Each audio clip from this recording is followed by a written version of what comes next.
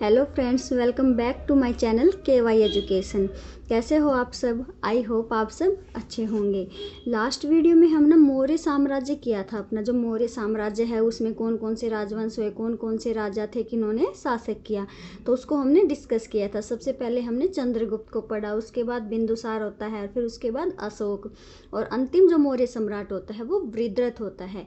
वृद्धरथ होता है अंतिम मौर्य सम्राट, जिसकी हत्या कर दी जाती है एक ब्राह्मण संप्रदाय के पुष्यमित्र शुंग के द्वारा, और फिर नए वंश की स्थापना हो जाती है शुंग वंश की। आज हम करेंगे मौर्य प्रशासन। मौर्यकालीन प्रशासन क्या था, कैसे शासन किया जाता था, वहाँ का प्रशासन कैसे चलाया जाता था, कौन कौन से विभाग थे और उस विभाग में कौन कौन से अधिकारी कार्य करते थे, तो आज हम इस बारे में इस वीडियो में डिस्कस करेंगे। इसके बाद मौर्य प्रशासन पे या मौर्य साम्राज्य पे एक वीडियो और आएगा, जिसमें हमारी जो कला है मौर्य साम्राज्य की और अशोक की जो दम की नीति है, उसमें हम इन दो चीज़ों को डिस्कस करेंगे। आज हम करेंगे मौर्य प्रशासन को।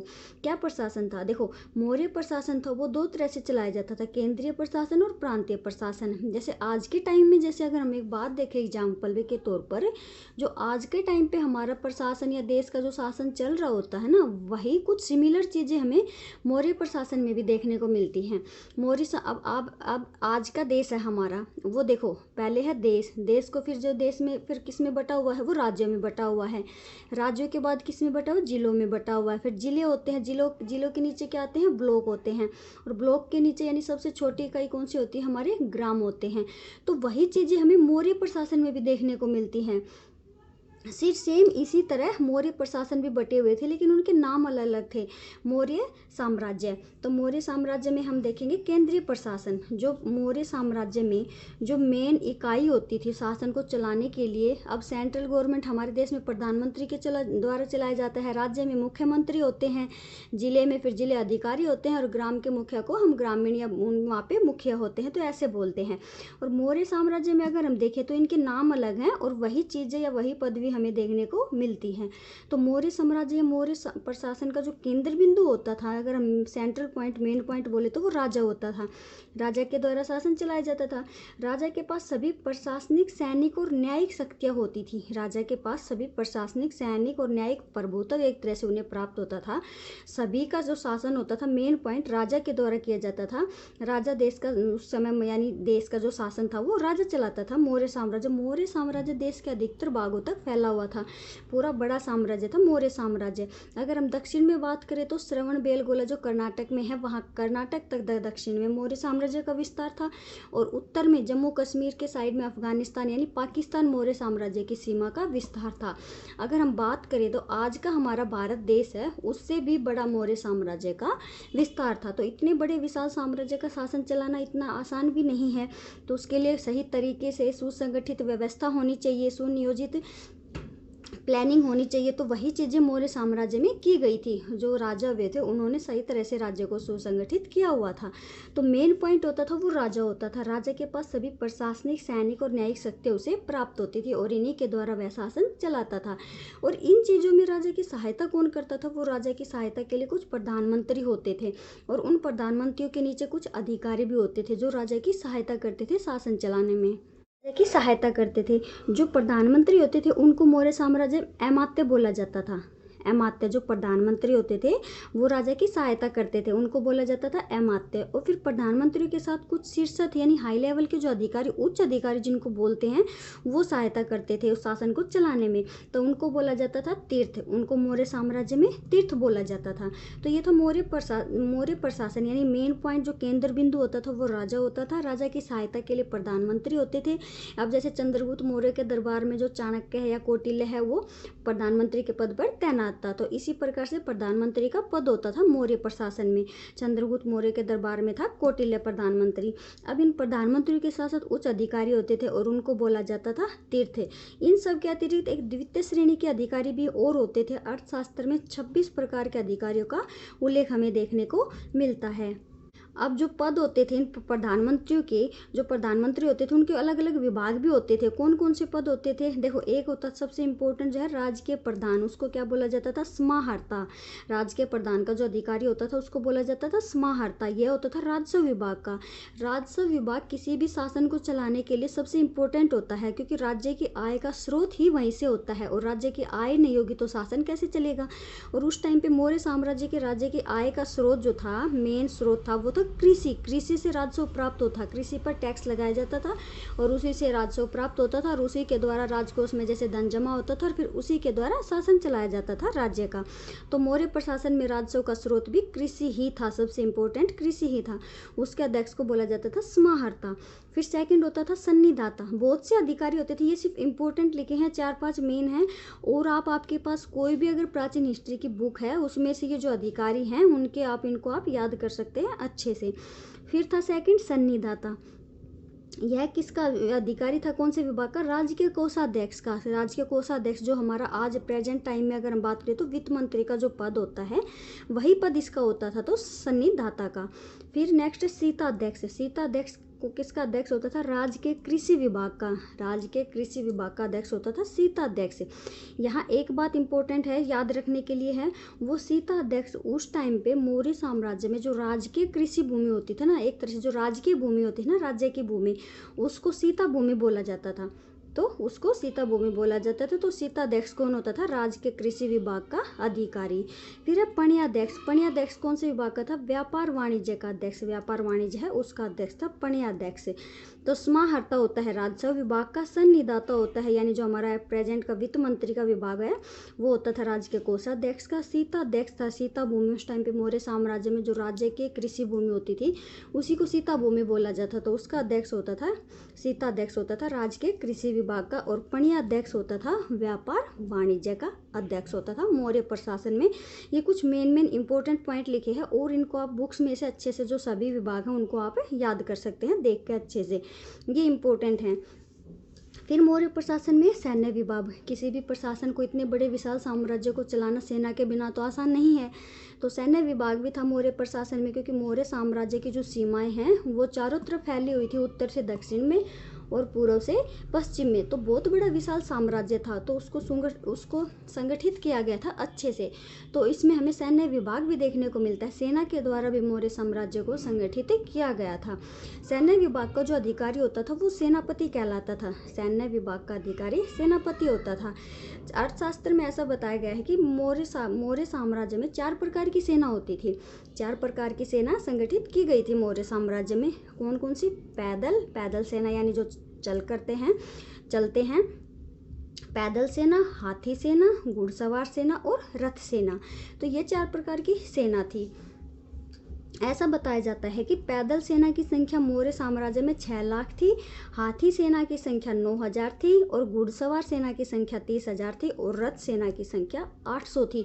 इतनी बड़ी विशाल सेना के बल पर ही चंद्रगुप्त मौर्य ने इतने पूरे विश्व को एक तरह से जीत लिया था, या पूरे भारत को जीत लिया था। इतनी बड़ी विशाल सेना के बल पर ही पूरे भारत पर अधिकार कर लिया था। तो मौर्य साम्राज्य के पास इतनी बड़ी संख्या में विशाल सेना थी। सेना 4 प्रकार की थी, पैदल, हाथी, घुड़सवार और रथ सेना। तो ये था मौर्य साम्राज्य का सैन्य विभाग। फिर है हमारा नेक्स्ट पॉइंट है न्याय व्यवस्था। मौर्य साम्राज्य में न्याय व्यवस्था का भी प्रावधान हमें देखने को मिलता है। न्याय की व्यवस्था भी की गई थी मौर्य साम्राज्य में। अर्थशास्त्र में 2 प्रकार के न्यायालय का वर्णन किया गया है जो हमें देखने को मिलता है। वो कौन कौन से थे? फर्स्ट है धर्मस्थलीय न्यायालय और सेकंड है कंटक शोधन न्यायालय। फर्स्ट धर्मस्थलीय न्यायालय में आती हैं दीवानी अदालतें और सेकंड कंटक शोधन न्यायालय में आती है फौजदारी अदालतें। ये जो दीवानी अदालत है यानी धर्मस्थलीय न्यायालय है, दीवानी अदालत में कौन कौन से मामलों का निपटारा किया जाता था? जो कृषि से संबंधित जो मामले होते थे, कृषि से संबंधित थे, उनका निपटारा किया जाता था दीवानी अदालत में। जो कृषि से संबंधित जो मामले हैं उनका निपटारा किया जाता था दीवानी अदालत में। और फौजदारी मामलों में किया जाता था फौजदारी अदालत में। जो चोरी, डकैती या खून खराबे से जो संबंधित हमारे मामले थे उनके उस टाइम के वो निपटाए जाते थे फौजदारी अदालत में। तो यह 2 प्रकार की न्याय व्यवस्था हमें देखने को मिलती है। यह अर्थशास्त्र में बताई गई है, दीवानी अदालत और फौजदारी अदालत। दीवानी अदालत में कृषि से संबंधित मामले सुलझाए जाते थे और फौजदारी में जो चोरी डकैती से संबंधित थे वो मामले सुलझाए जाते जाते थे दीवान या फौजदारी अदालत में। फिर इसके साथ आती है गुप्तचर व्यवस्था।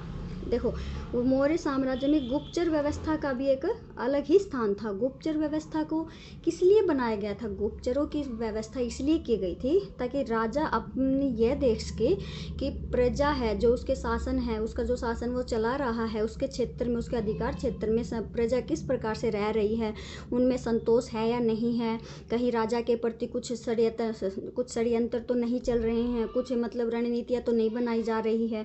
तो इन सब का पता लगाने के लिए क्या किया जाता था? गुप्तचरों की व्यवस्था की जाती थी। तो इसी सब को पता लगाने के लिए, यानी राजा को ये सब जानने के लिए कि उनके अधिकार क्षेत्र में क्या हो रहा है, लोगों के द्वारा क्या किया जा रहा है, कई षड्यंत्र तो नहीं बन रहे, उसके खिलाफ जा रहा हो कोई, तो ये सब पता लगाने के लिए गुप्तचरों की व्यवस्था की जाती थी। तो दो तरह से गुप्तचर रखे जाते थे। कौन कौन से? फर्स्ट तो थे संस्था और सेकंड संचार। संस्था और संचार। संस्था क्या होते थे? संस्था वे गुप्तचर होते थे जो एक स्थान पर ही रहकर यानी जो सूचनाएं हैं वो राजा को देते थे एक स्थान पर रहकर। और जो संचार होते थे जो घूम कर यानी दूसरे क्षेत्र में जाकर, कहीं तीसरे क्षेत्र में जाकर जो सूचनाएं प्रदान करते थे, जो राजा को तक पहुंचाते थे उन सूचनाओं को, उनको बोला जाता था संचार।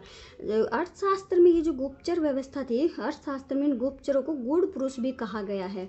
अर्थशास्त्र में इन गुप्तचरों को गूढ़ पुरुष भी कहा गया है। इन गुप्तचरों को गूढ़ पुरुष कहा गया है। तो दो प्रकार से हमें गुप्तचर व्यवस्था देखने को मिलती है। एक फर्स्ट है जो एक स्थान पर रहकर ही जो सूचनाएं हैं राजा को देते थे, उन्हें संस्था कहते थे। और जो घूम कर सूचनाएं इकट्ठी करते थे और फिर राजा को देते थे, उन्हें संचार कहते थे। तो ये दो प्रकार से थी गुप्तचर व्यवस्था। फिर नेक्स्ट आता है हमारा प्रांतीय प्रशासन। चंद्रगुप्त मौर्य ने साम्राज्य को 4 प्रांतों में विभक्त किया था। जो उस टाइम का जो मौर्य साम्राज्य का था, साम्राज्य को प्रांतों में विभक्त किया था। फिर प्रांतों को विषय में विभक्त किया गया था और विषय को ग्रामों में विभक्त किया गया था। तो चंद्रगुप्त मौर्य ने साम्राज्य को 4 प्रांतों में विभक्त किया था। जो उस टाइम का पूरा साम्राज्य था उसको 4 भागों में बांटा था, 4 प्रांतों में विभक्त किया था। कौन कौन से थे? फर्स्ट था उत्तरापंथ यानी उत्तर में उसकी राजधानी थी तक्षशिला। दक्षिणापंथ, दक्षिण में जिसकी राजधानी थी सुवर्णगिरी। फिर पूर्व में, इसको पूर्व भी बोल देते हैं, पूर्व या प्रासी भाग जो था उसकी राजधानी थी पाटलिपुत्र। जो पूरे मौर्य साम्राज्य की भी राजधानी थी पाटलिपुत्र। जिस प्रकार पूरे भारत की राजधानी नई दिल्ली है और अलग अलग स्टेट वाइज अलग से राजधानी है, तो उसी प्रकार मौर्य साम्राज्य में भी हमें देखने को मिलती है। तो पूरे मौर्य साम्राज्य की राजधानी क्या थी? पाटलिपुत्र ही थी। फिर फोर्थ है अवंती की राजधानी क्या थी? उज्जैनी, जहाँ पर अशोक मौर्य साम्राज्य का राजा बनने से पहले उज्जैनी का गवर्नर था यानी उपराजा के पद पर कार्यरत था। तो अवंती की राजधानी थी उज्जैनी। और फिर है कलिंग। यह जो कलिंग प्रांत है, यह 5वां प्रांत अशोक के टाइम में जोड़ा गया था। चंद्रगुप्त मौर्य ने तो 4 भागों में बांटा था, लेकिन यह 5वां जो कलिंग प्रांत है यह अशोक के टाइम में जोड़ा गया था। तो कलिंग की राजधानी क्या थी? तोसली। इन प्रांतों को चक्र भी बोला जाता था, इन प्रांतों को चक्र भी कहा जाता था। तो ये थे मौर्य साम्राज्य के 4 प्रांत जिनमें चंद्रगुप्त मौर्य ने इनको विभक्त किया था। और ये 5वां प्रांत है, ये अशोक के टाइम में जोड़ा गया था, 5वां प्रांत। फिर है देखो, जो अपना जैसे देश है उसको हमने बांटा था, देश है, फिर राज्य जिले हैं, ब्लॉक है। तो उसी प्रकार मौर्य साम्राज्य में क्या था? मौर्य साम्राज्य था, साम्राज्य को प्रांतों में बांटा गया था, प्रांतों को विषय में विभक्त किया था। और विषय था के बाद ग्राम, यानी जो सबसे छोटी इकाई थी वो ग्राम की होती थी। सबसे छोटी इकाई, ये क्वेश्चन भी बन जाता है, सबसे छोटी इकाई कौन सी होती थी? तो वो होती थी ग्राम। फिर आते हैं विषय। विषय के अधिकारी को क्या बोला जाता था? विस्पति। विषय के अधिकारी को विस्पति बोला जाता था। यह स्थानीय प्रशासन के तौर पर इसमें कार्य किया जाता था, यानी स्थानीय स्वशासन चलाया जाता था। 10 गांवों के समूह को गोप कहते थे। 10 गांवों को मिलाकर एक समूह बनाया जाता था और उस समूह को क्या कहा जाता था? गोप। 10 गांवों के समूह को गोप कहा जाता था। ग्राम का मुखिया ग्रामिक कहलाता था। उस टाइम मौर्य साम्राज्य की सबसे छोटी इकाई के रूप में हम देखे थे तो वो ग्राम होती थी। आज के टाइम में भी सबसे छोटी इकाई ग्राम ही होती है। तो ग्राम का मुखिया ग्रामिक कहलाता था। तो ये था मौर्य साम्राज्य को प्रांतों में विभक्त किया गया था, प्रांतों को फिर विषय में बांटा गया था और फिर विषय को ग्राम में। सबसे छोटी इकाई के रूप में हम जिसको देखते हैं वो होती थी ग्राम, और ग्राम का मुखिया क्या कहलाता था? ग्रामिक कहलाता था। फिर नेक्स्ट है हमारा नगरीय प्रशासन। नेक्स्ट है नगर प्रशासन। जिस टाइम में आज कल भी नगर प्रशासन अलग होता है, उस टाइम में मौर्य साम्राज्य में भी हमें वही चीज़ें देखने को मिलती है, नगर प्रशासन। ये जो अभी हमने पीछे किए हैं ये प्रांत और राजधानी, ये नगर ही होते थे, ये नगर ही थे और ये इनकी राजधानियाँ थी। और नगर में जनसंख्या अधिक होती है तो इनका शासन अलग तरीके से चलाया जाता है। ये जो पीछे अभी हमने किए थे उत्तरापंथ दक्षिणापंथ, ये नगर के तौर पर ही थे और वो इनकी राजधानियाँ थी। तो मेगास्थनीज क्या कहता है, मेगास्थनीज के अनुसार 30 सदस्यों का एक मंडल होता था। नगरों का प्रशासन चलाने के लिए 30 सदस्यों का एक मंडल होता था और इस 30 सदस्यों के मंडल में 6 समितियां बनाई जाती थी और प्रत्येक समिति में 5 सदस्य होते थे। प्रत्येक समिति में 5 सदस्य होते थे।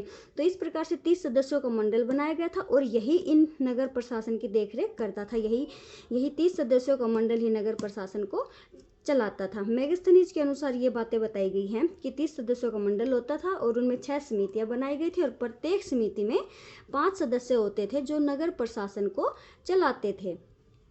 फिर नेक्स्ट है मौर्य समाज। देखो मौर्य समाज क्या था, कौटिल्य क्या करता है, कौटिल्य ने मौर्य समाज को 4 भागों में बांटा है। जो प्राचीन काल में जो वर्ण व्यवस्था थी, जो वर्ण बटे हुए थे, प्राचीन काल से चली आ रही थी जो चीज़ें, कौटिल्य के अनुसार वही चीज़ें थी। 4 वर्ण ही थे, ब्राह्मण, क्षत्रिय, वैश्य और शूद्र, यही 4 वर्ण कौटिल्य ने बताए हैं। लेकिन मेगास्थनीज ने क्या किया है, मेगास्थनीज ने 7 भागों में बांटा है। मेगास्थनीज ने मौर्य साम्राज्य को 7 भागों में बांटा है। मेगास्थनीज ने इनको उनकी व्यवस्था के आधार पर नहीं, उनके कार्यों के आधार पर डिवाइड किया है। मेगास्थनीज उनके कार्यों के आधार पर उनको 7 भागों में बांटता है मौर्य समाज को। कौन कौन से हैं वो, फर्स्ट है दार्शनिक, अहीर, किसान, कारीगर, सैनिक, निरीक्षक और सभासद। तो कौटिल्य तो वही जो वर्ण व्यवस्था हमारे प्राचीन काल से चली आ रही है, तो कौटिल्य के अकॉर्डिंग तो मौर्य समाज में वही थी। लेकिन मेगास्थनीज क्या करता है, कार्यों के आधार पर मौर्य समाज को 7 भागों में बांट देता है। और हमें मौर्य समाज में क्या देखने को मिलता है, जो स्त्रियों की स्थिति है वो हमें पहले से ठीक देखने को मिलती है, पहले से थोड़ी ठीक देखने को मिलती है, लेकिन उतनी ज़्यादा भी हमें ठीक देखने को नहीं मिलती है, क्योंकि मौर्य समाज में हमें वैश्यावृत्ति देखने को मिलती है। वैश्यावृत्ति का जो चलन था वो मौर्य समाज में हमें देखने को मिलता है। तो उनकी स्थिति पहले से ठीक इसलिए भी हुई क्योंकि उनको पुनर्विवाह करने की आज़ादी मिली। तो हम ये कह सकते हैं कि उनकी स्थिति पहले से थोड़ी बेहतर थी, लेकिन ज़्यादा हद तक भी बेहतर नहीं थी। कौटिल्य के अनुसार क्या कहता है कि दास प्रथा थी। कौटिल्य ये बोलता है कि मौर्य समाज में दास प्रथा थी, वो इसलिए बोलता है। लेकिन मेगास्थनीज उनके अकॉर्डिंग क्या कहता है कि दास प्रथा नहीं थी। वो किस लिए, कौटिल्य जो बोलता है दास प्रथा, हमारे भारत में जैसे गुलाम बना लिए जाते दासों से, उनसे घरेलू कार्य भी करवा लिए जाते थे, उस टाइम पर कृषि कार्य भी करवा लिए जाते थे। तो जो छोटे जो होते थे लोग, जो गुलाम बनाए जाते थे, उनसे कृषि कार्य करवाए जाते थे और या घरेलू कार्य, तो उनके अकॉर्डिंग दास प्रथा थी। लेकिन मेगास्थनीज के अनुसार दास प्रथा क्यों नहीं थी, मेगास्थनीज का मानना था कि उस दास प्रथा से था जो उस समय यूनान में जो सबसे कठोर दास प्रथा प्रचलित थी, मेगास्थनीज उसको मानते थे दास प्रथा, लेकिन उतनी कठोर भारत में उन्हें देखने को नहीं मिलती वो दास व्यवस्था।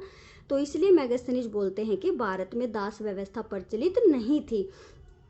तो मेगास्थनीज इसलिए नहीं मानते कि भारत में दास प्रथा नहीं थी। और कौटिल्य अपने जो साधारण गुलाम होते हैं उनको बनाया जाता है, उनसे घरेलू कार्य या कृषि कार्य करवा ले जाते हैं। तो कौटिल्य इसलिए बोल देते हैं कि भारत में दास प्रथा थी, और मेगास्थनीज यूनान की जितनी कठोर भारत में नहीं थी, तो इसलिए बोल देते हैं कि भारत में दास प्रथा नहीं थी। तो ये था मौर्य समाज।